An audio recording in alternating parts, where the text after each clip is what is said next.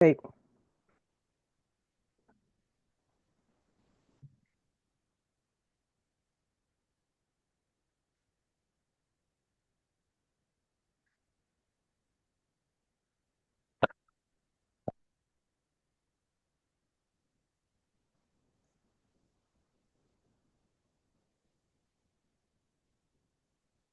Uh, okay, everybody, we're just waiting for everybody to file in. And thank you, and we'll just start in just a minute.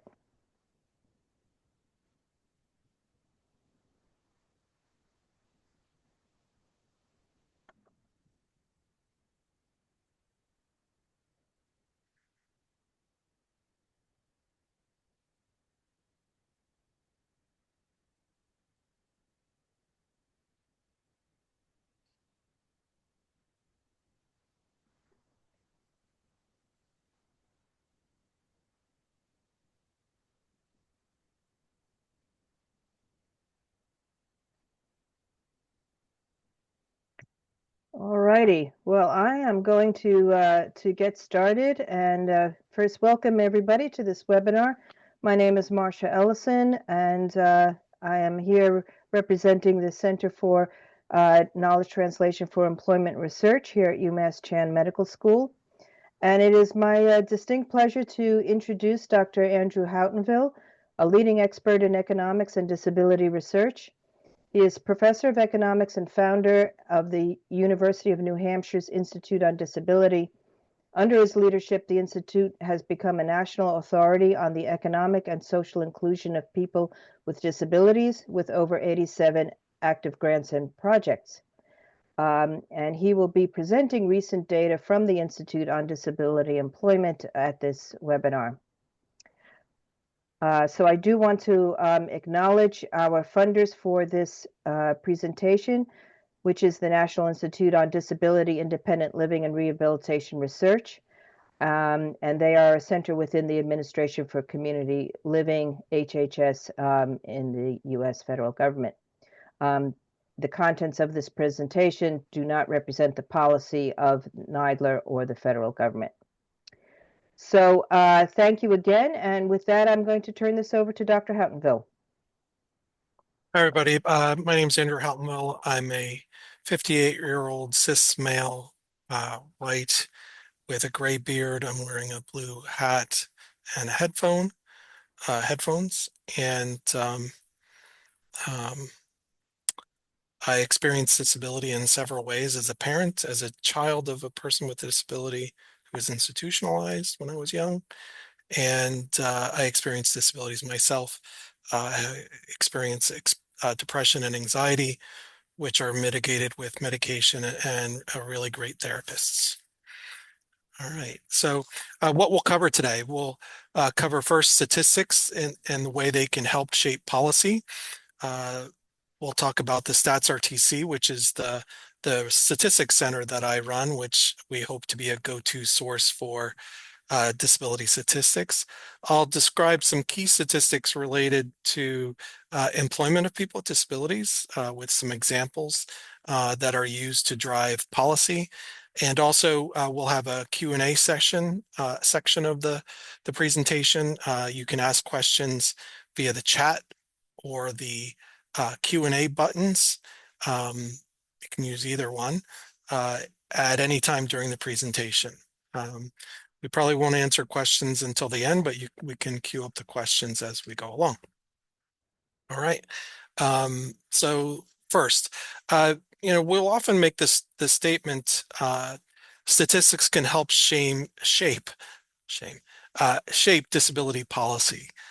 Policymakers and advocates also need statistics to determine whether, what, and any kind of new policies, what kind of policies are needed, any kind of reforms are needed, and ways to approach improving the lives of people with disabilities. And one thing we've been doing for a long time is tracking simply the percentage of people with disabilities that are employed. And I can talk more about that as we go along. So the Disability Statistics Center, I mentioned earlier. So it's the same funder that was mentioned at the beginning. And it's the National Institute on Disability, Independent Living, and Rehabilitation Research, NIDILRR. And they fund our center, and we design our activities to support decision makers and advocates for a variety of different uh, outcomes like health or employment, which is as an economist, that's one of my main focuses and the focus of today's presentation.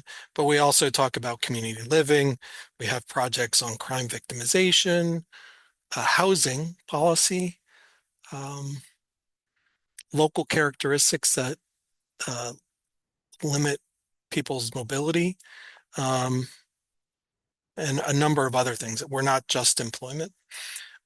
And so we also try to not only do research on kind of trying to identify factors that influence things like health, healthcare access, poverty, housing policy, but we also try to create um, uh, what we call the annual disability statistics collection that um, that is a product that allows people to find uh, and find the statistics they need for their advocacy or policy making or research.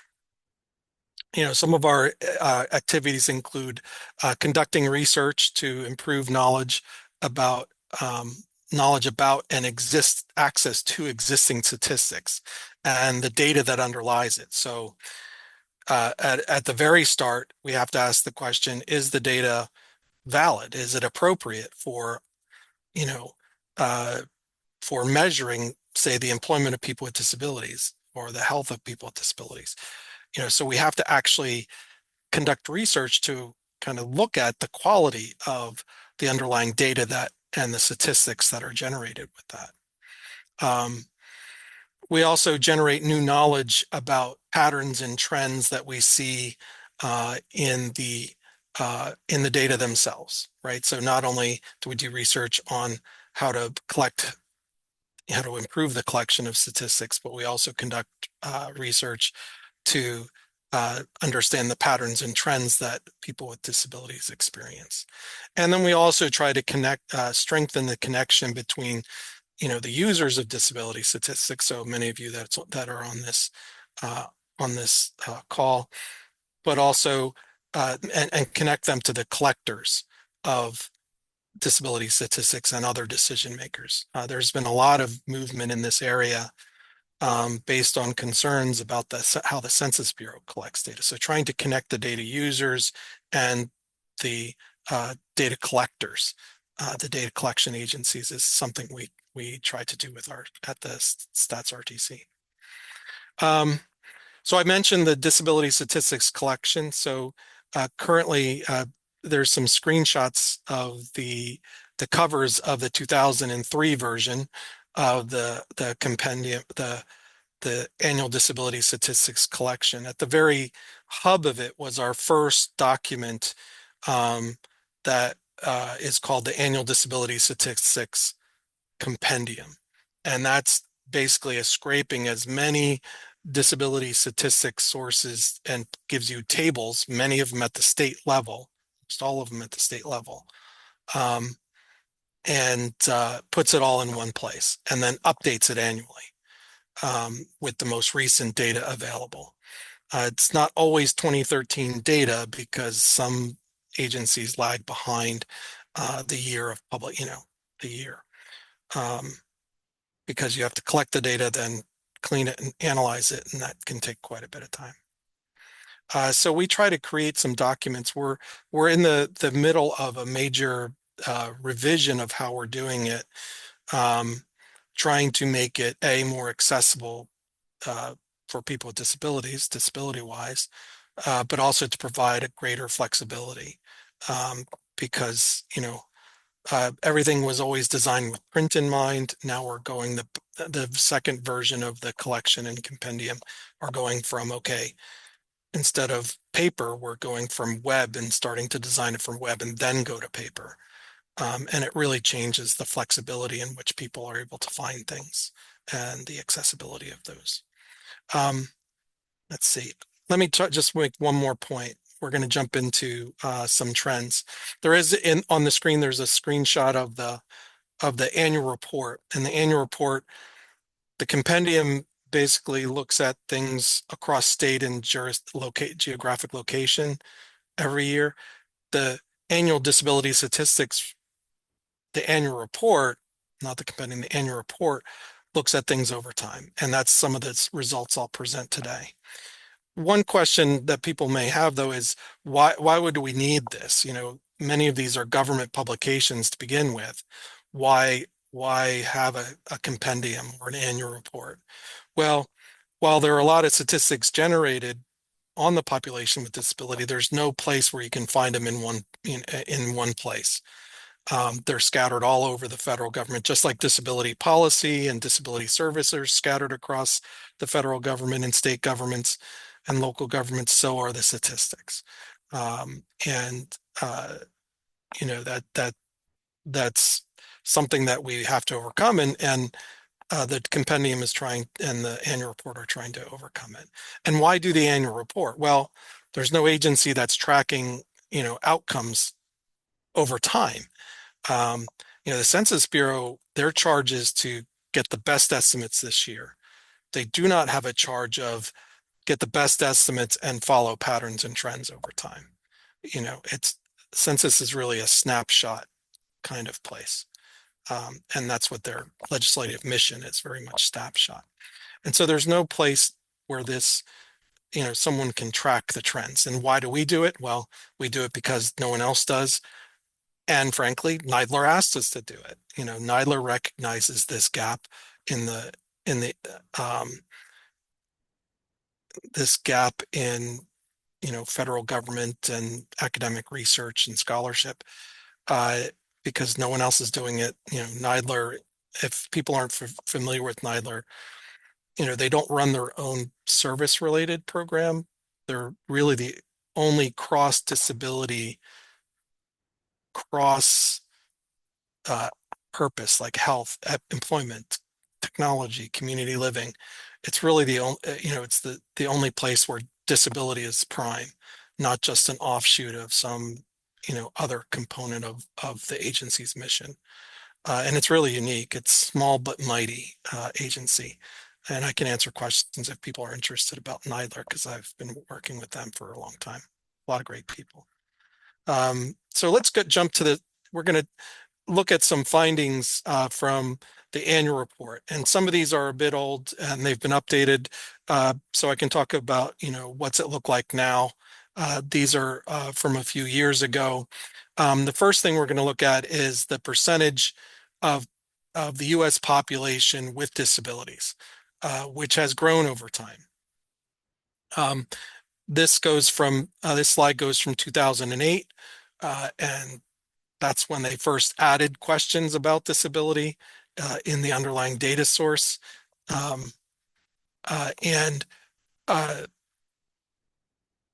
They first started using the standard 6 questions to answer disability. So this comes from the American Community Survey, and over time there's been a slight rise in the percentage of people who are reporting disability from around 12.7% to about 13.5%. So almost a full percentage point increase over time. So in 2019, just in the last couple of years, in 2019, it was 13.2%, representing about 43 million people with disabilities. And in 2021, there was, and we don't have good statistics for the COVID year, 2020, the COVID lockdown year. I can talk about that too. There was a lot of difficulty. The Census Bureau shut down basically during 2020, a lot of its programs. But in 2021, the prevalence rate went up 3 percentage points, 0.3 of a percentage point from to 13.5%, and about 44.5 million. Americans. Um, and so it went, the population increased. Um, a question you may have, and I can answer it later, is why isn't this, the 54, 56 million? Well, the answer is it's based on a survey, and surveys change over time, and sometimes don't, they use questions that don't identify as many people as they did in the past. All right, so let's see. Another finding that we look at, and this one we look at monthly with a slightly different data source, is the employment rate. So what percentage of people, and we always typically restrict to ages 16 to 64, what percentage of the population is employed among people with disabilities, and how does that relate to people without disabilities? And so, the good news is that in the recent statistics, the percentage of people with disabilities who are employed reach all-time highs, and they've continued to move up. In 2021, it was the first time we reached over 40% with this specific survey. It reached 40.7% and has continued to increase. And we've done a lot of research on why it improved post-COVID lockdown, and a lot of it is pointing to more flexible work arrangements. The bad news is that the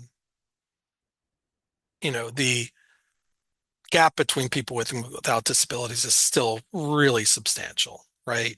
Going up above 40% for the percentage employed, we're still hovering around a 40 percentage point gap between people with and without disabilities. And so I have some time trend data that I look at a lot.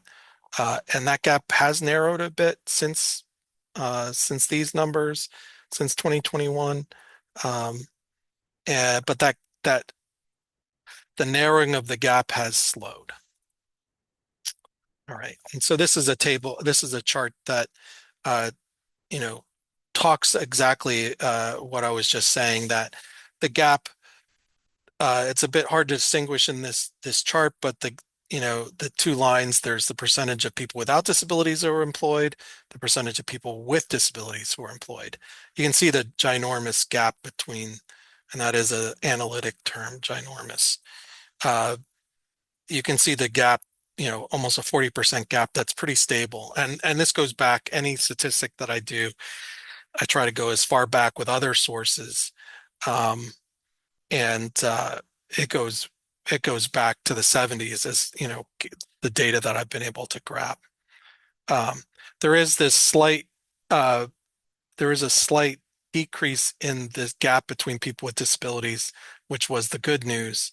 But it really doesn't make a big dent. It's great to see, but it's not a big dent since in the gap. All right. What about what about wages and salaries? How much do people with disabilities earn? The gap has been improving, similar to what we showed before, but it's still really wide. I'm sorry, this is a case where it's slightly widened. So the gap has widened, even though it's improved over time.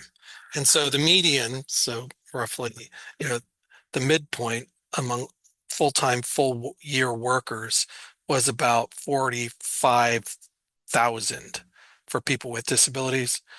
Workers without disabilities made about 6,000 and a half more compared to people without disabilities. And this gap has slowly widened over time.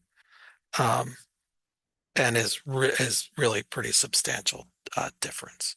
So about a thick 6,000, you can think of this as a $6,000 difference between with and without disability, even though both are working full-time, full year.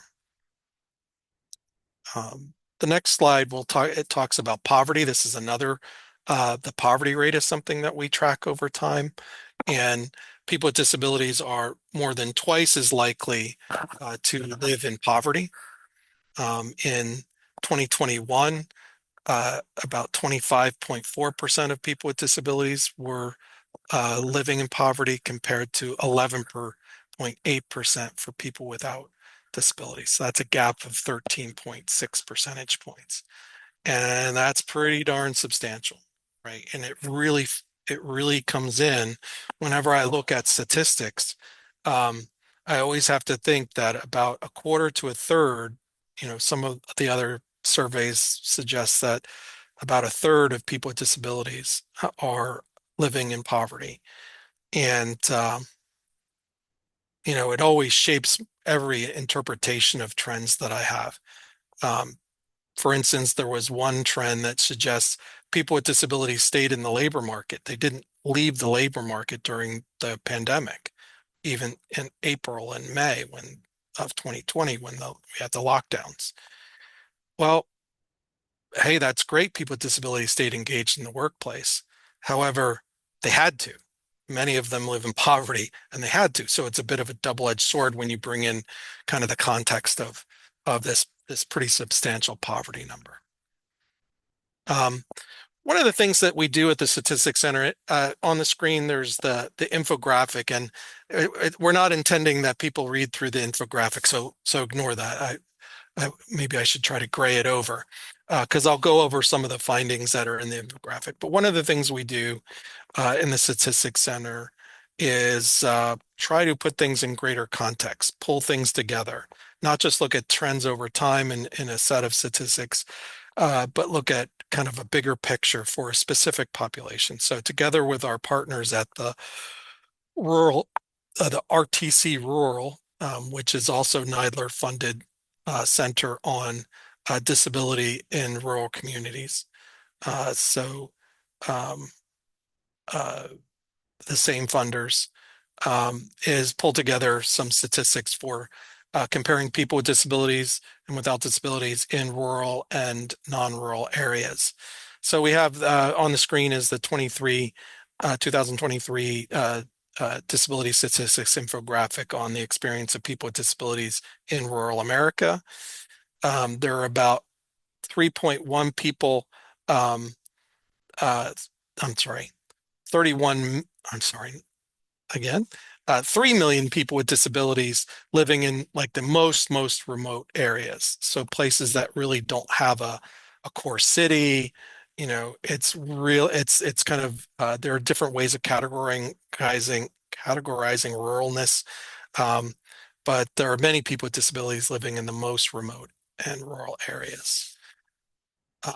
Another highlight is that people living um, in rural areas, people with disabilities living in rural areas, the most remote rural areas, are much more likely to live in poverty and much more likely to be unemployed compared to urban people with disabilities living in urban areas. And again, this is the same data source, the American Community Survey, that we talked about that provided the statistics above. If you're not familiar with the American Community Survey, it's an enormous survey. It's the biggest sample survey in the world, and it surveys about 3 million Americans every year. All right. Another infographic we do in collaboration with the Langston University RRTC on, and I always forget they have a very long name. I can't see it on the screen, but who look at employment of people from minority populations. And so we have an infographic on racial inequalities that we update every year. So the 2023 Disability Statistics infographic, social inequalities experienced by African Americans with disabilities. And so in the United States, amongst almost 3.5 million Black and African American adults experience a disability. While the disability prevalence is in all races is so if when we use all races, the disability prevalence amongst adults, this would be working age adults, is 10.5%. For Black African Americans, it's 13.4%. So more African Americans report experiencing disability than all other groups. Black African Americans, adults with disabilities, are 22% less likely to have a job when compared to others with disabilities, and they are 44% more likely to live in poverty compared to all other people with disabilities than all other races. So it's really, it's really astounding that when, for many years it's called intersectionality now, but it was always kind of like a doubly disabled, right? Not only does disability uh, create gaps in employment and poverty, but also you combine disability with another characteristic, um, it magnifies that effect. And that's the case for African Americans. Um, we've talked a little bit about it, but there are 6 questions that are used to define disability for the purposes of the American Community Survey. They have to deal with hearing, vision, cognition, um, the ability to ambulate, so ambulation, mobility, taking care of yourself, self-care within the home, and then going outside the home alone to run errands. And so these 6 questions are asked. If you say yes to any of these difficulties, uh, you are defined as experiencing a disability in the American Community Survey. Um, Let me see. I'm going to look at my slide notes just to see. What's next? Yeah, let me talk a little bit about these definitions. So 6 questions. So it's self-reported. It's function-based. It's whether you can hear, whether you can see, whether you can uh, have difficulty concentrating or remembering, difficulty going upstairs or walking, difficulty, bathing or dressing, and difficulty going outside home alone. So it's based on kind of difficulties. This is not a medical definition of disability. It's based off of bodily function and the ability to conduct the activities of self-care and going outside home alone. And, these questions come under a lot of criticism, and I've been one that has criticized them scientifically because mental health conditions um, are not very well represented. The difficulty learning, remembering, concentrating question is really dominated by learning disabilities. About 60% of the people who report cognitive difficulty report have an underlying learning disability that leads them to answer that way. Uh, the rest is almost the entire 40% more is mental health consideration, mental health condition, and about half of a percentage point is intellectual disability. And you know, there's lots of advocacy movements to have the Census Bureau ask more questions. Um, it is a it's an advancement that we have 6 questions. It used to be 1 question back in the 70s, 2 questions back in the 70s. Um, and so there has been progress, but there still needs to be more progress made. There's been a lot of controversy, and it is a true controversy. The Census Bureau is going to change these 6 questions.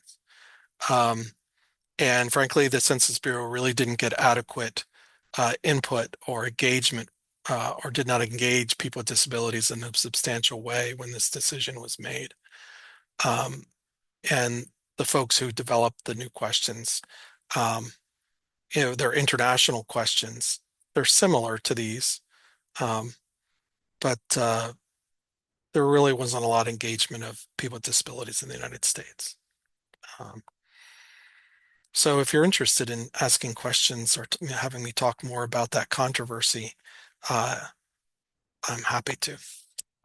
Um, so some examples where disability statistics have been used to inform disability policy. So statistics have been used for funding formulas, particularly in rural counties, around prevalence. One of the biggest things that came around, I've been doing this for 25 years. I can say that because with accuracy because it's the age of my daughter. She was born the year I started doing working on disability statistics with NIDILRR. Um, where was I going? Sorry. Uh, so I've been doing this a while, and during Hurricane Katrina, if you remember the Gulf Coast, uh, there was a lot of concern about people with disabilities. There were people with disabilities that were abandoned when flooding occurred. Uh, Medical devices and such as a wheelchair, devices such as a wheelchair, or couldn't be evacuated with people. It was too much of a rush. And so there was a lot of work that we did around emergency preparedness around hurricane events. Superstorm Sandy, which hit New York, New Jersey, same thing. There we had some, because it was such a big population, we had pretty good statistics on the areas that outlined New York Harbor and the New Jersey coast and the Long Island coast.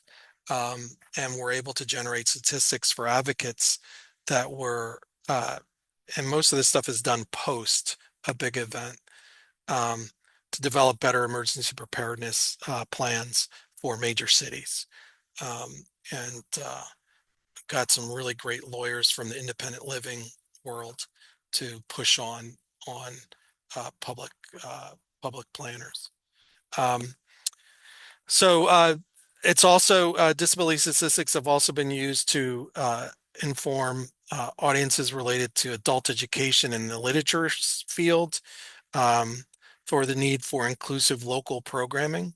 So we get a lot of calls from local areas, counties if you're out west, towns and cities if you're in the east, or at least northeast, um, and for things around literacy, adult education programs.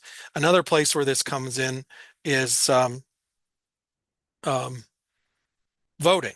So there's some great work being done out of Rutgers, again funded by NIDILRR, but we've collaborated with them. We have a voting section that we added to the recent compendium. Um, and looking at voting patterns and accessibility issues. Um, we've also done statistics research around vaccine hesitancy back during, the COVID pandemic. Uh, Statistics are also used frequently in testimony at state legislators. When I first started doing this, I would get lots of calls from states uh, and counties looking for just the number of people with disabilities in their county or their state or their city.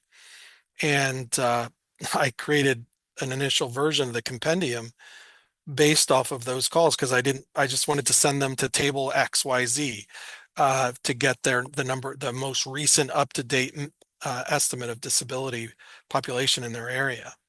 Um, and so another recent example, public housing in Palo Alto, California.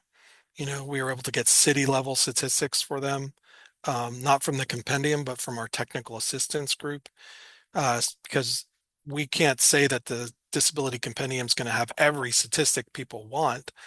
Um, so we always include a toll-free number and a email for people to call to get specific statistics that they can't find. Sometimes they want things that don't exist. One of the best calls probably almost 2 decades ago now. It was during the after the Bush Gore hanging Chad election issue. Um, Visalia County or Visalia County, uh, California was buying new um, or pushing for new voting uh, uh, technology, and they wanted to know how many people had hand articulation disabilities because, punch cards, levers, pencils, how many people had hand articulation issues, disabilities in their county. And unfortunately, we couldn't get that information, but we were able to get self-care difficulty, which might be related to hand articulation, fine motor skills. Um, so it's actually pretty cool to try to find, okay, they don't want this, they want this, but it doesn't exist. What do we have to get close to what they need? And so some great advocates we run into. Um, so let's just wrap it up a little bit. So the Statistics Center is a collaboration of the University of New Hampshire, the Association of University Centers of Excellence on Disability, Kessler Foundation in New Jersey, and Mathematica Policy Research, also formerly almost always located at New Jersey. Now they're kind of a national place. We all seek to provide policymakers um, with information. There's a little call out button. Policymakers have described the collection of disabilities, the disability statistics section as reliable, consistent, predictable, essential, the gold standard, and the one-stop shop for disability statistics. And I haven't read that. I've read those a while ago. Um, we've done some reach out to people who have used the compendium and the collection, and it's really heartwarming. I want an annual event. I want a monthly event, and to be the looked for event. And it's modeled after the release of poverty statistics every September, because that's when this data becomes available in the US for poverty. And my former colleague and mentor, Rich Berghauser at Syracuse and Cornell, he goes, well, people with disability should have the same kind of event, a looked for event that we can every year track progress. And from these quotes, it sounds like we're doing pretty well towards that. And I'm happy now. We're almost at 20-minute mark, or the 40-minute mark. I'm happy to look at and take questions. Um, I know Marcia was gonna look at your questions as we went along. And so, Marcia, any questions coming from folks? We did have one question about the definition of disability that was Yeah. used in the ACS. So thank you for that detailed presentation. Folks, if you have other questions, please do post them, and we'll try to bring them to Dr. Houghtonville. I want to say for myself, I thought that was a tremendous presentation. I'm really quite fascinated by the work that you have and the ability to get that work out where it can really make a difference. Mhm. I was myself very curious about what you said about the um, so myself and my colleagues here are part of an RRTC that focuses on mental health conditions Yes. and their employment and learning. And it is quite so that mental health has had a long history of being a part of the disability community and not being a part of disability community, Yes. and being counted and not being counted. Um, so Absolutely. I just wanted to raise that with you and see what your thoughts are. Oh, I have many thoughts on that. Um, my father experienced bipolar disorder in the 60s and 70s and was institutionalized. So, that the counting and the representation of people with psychiatric or other chronic mental health conditions is near and dear to me. And uh, you know, oh, too many thoughts, too many thoughts. They are absolutely very much underrepresented within the current. I have research that shows that the 6 questions that are used in the ACS miss about, what was it? About 60% of Social Security beneficiaries who report that they receive Social Security benefits due to a psychiatric condition or chronic mental health condition. We miss about 60% of them, you Yeah. know. they're not responding to the cognitive difficulty question. And also, those questions are all function based. And if you take the ADA model, especially the ADA Amendments Act, where mitigating measures, it doesn't matter if you have a chronic health condition. Well, the ADA Amendments Act says it's your health condition, chronic health condition, that matters. Because as a person who experiences depression, anxiety, and learning disabilities, I'm pretty well medicated and my medications work well. And I've got great therapy and have been exposed to great therapy over the years. I feel mitigated. I don't necessarily wouldn't report any of those functional limitations, Yeah, right? So by focusing on function, you definitely identify people who need things now, but you miss a lot of people with disabilities who have successfully accommodated or mitigated the impact of disability. gotcha. And so it's disability is a complex thing. It's hard to catch in six questions. It's literally 2.5 inches of survey space, and that's how they measure. Well, millimeters, but these surveys are still, have to have a paper version, and having that much space is great. It's a real advancement from the 70s, 80s, and 90s. But the way they do it is limited to it's legislative mandates. And so you think, what was legislatively mandated for data collection and programming in the early 1990s, mid 1990s? Was mental health on the table then? Mm. Said we, well, sure. Were we actually considered at that point as a disability? No. I've talked to colleagues who work with people with intellectual disability, and they refuse to say that mental health is a disability. You know, it is not. And I was just stunned. I was like, and I've run into a few people who are further along in their careers, and were educated probably in the 70s and 80s, that mental health is not a disability. So legislatively, I'm going way too into the weeds, but the new 6 questions that they're going to ask ignore mental health again, right? Ah, And I couldn't believe it. I was like, I've published this stuff in journals that show they miss. It's been updated by others that show they miss people with chronic mental health conditions. Um, and it was a known issue, right? And I know that space is constrained, right? I know it. Um, but I was really disappointed because they actually added another inch of space. And so it was like, now we have 3.5 inches, and you added communication. Um, uh, you added communication, but you didn't add anything else, you know? And um, and they didn't update when they chose these questions and selected them for testing in the Census Bureau world. They didn't demand that the people who are pushing the questions update the legislative intent summary, right? mhm. And I bet you if they did with what's the term, mental health parity, right? It would have changed that. Yeah, Mental health would have risen to it, and they would have had to make much more tougher choices what to do with that 3.5 inches.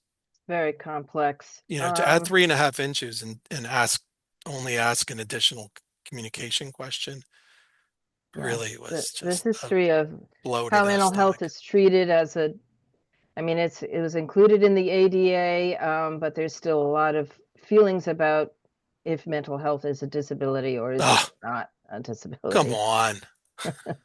Social I Security, Social Security it has it. Come on. If Social Right. Security can do it and the ADA can do it, then the Census Bureau can do it. So there is another question, Dr. Houghtonville, from Mary Wood, and it's about the prevalence of individuals with disability, especially intellectual disabilities, in the legal system. Have there Ooh, been large-scale studies or compendiums that include data specifically about that area? okay. Boy, that's a great question. Um, So in the legal system, let's take that one on first. Yeah. Um, it kind of depends where in the legal system, right? Jail, prison, county jails versus, state penitentiaries, federal penitentiaries, where they are in the legal system. Um, um, in theory, or the census, the American Community Survey goes to other residences, not just houses. It goes to what are called uh, institutional group quarters, and the legal residence, the corrections facility residences count as as do small group homes for disability. Um, uh, they are supposed to be sampled, right? Um, the quality of the non-residential, non-household data is a bit undefined in my terms, but it's really the only place where we can get it, and that's the American Community Survey. Mhm. Um, Unfortunately, we are not able, with the public use files that we use and the pre-generated statistics that the Census Bureau provides, we're not able to kind of give that breakdown, right? Because they only tell us if it's a institutionalized group quarters, so we can't separate out whether they're a person with a disability in a small group home versus a person with a disability in a corrections facility. Um, they provide corrections facility data, pre-generated statistics, but I can't do it in the public use microdata files. I have in the past gone through the legal process of getting access to that information, and it's in a small, cluster. You have to have, I had my palm scanned for the first time. It's super sensitive data, and it takes about a 2-year process to a legal process to get access, which is probably a good thing. But so I can't do that anymore. I let that legal status lapse. Um, uh, so that's one issue. The other issue is intellectual disability is really not collected um, by any survey that also collects sufficient information on corrections facilities. So the National Health Interview Survey and the Survey of Income and Program Participation, those are two surveys that have historically asked about intellectual disability in various ways. And they don't go to in, they don't go to institutionalized group quarters. They are only household surveys. Mhm. Um, Social Security information, Social Security could be a potential source, but that would take a 6-year legal process to get access to. And I'm not sure if they have corrections facilities identified separately. In theory, you could use their address, but Social Security is about checks. So they don't have addresses for a lot of people that are up to date because they do direct deposit. So if you had a disability SSI person that was incarcerated, they still might have the same checking account and they may not have changed their address. They may still have Wow. their pre-incarceration address. So, I've thought about this a lot, and I have a grad student who's looked into this kind of stuff and is really interested in this kind of research around mental health, particularly both incarceration and post-incarceration. Mm. Um, because it's the post-incarceration. There's some folks at Rutgers, I believe, that have been doing some work. But again, the data is so limited, it's really tough to do. Understood. I'm familiar with efforts by another NIDILRR grantee examining traumatic brain injury in Sure. jails, Wow. and uh, that's a that's a very difficult thing to assess. I You get know, you. yeah. And so, if in theory, if you could identify, so the problem ends up being the United States, unlike many European countries and Japan and Australia and New Zealand, have the U.S. has a very strong and vibrant privacy advocacy bent and continues to.